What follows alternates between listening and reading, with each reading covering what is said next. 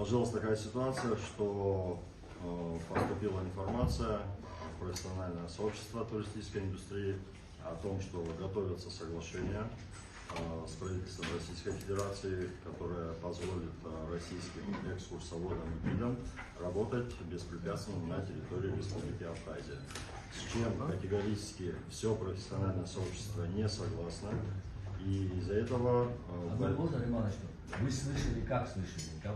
У вас есть бумага, информация официальная, какие-то сайты, что-то есть? Нет, изначально была встреча в кабинете министров, у премьер-министра присутствовала Кристина Константиновна, Дмитрий Шамба, министр по туризму присутствовал, и от профсообщества приглашена была Линда. И там была дискуссия по поводу... Да, там были озвучены определенные моменты. Вот это соглашение о том, что планируется, как изначально нам было сообщено, что изменения в законодательство Республики Абхазия. Затем были написаны от профессионального сообщества, от всех организаций туристической сферы Абхазии, президенту Абхазии, премьер-министру и в парламент, и в общественную палату.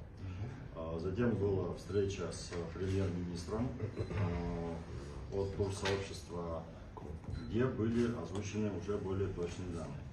Премьер-министр озвучил, что в законодательство Республики Абхазия не будут вноситься, не планируется внесение никаких изменений в этой части, но рассматриваются варианты различных соглашений, где будут какие-либо послабления.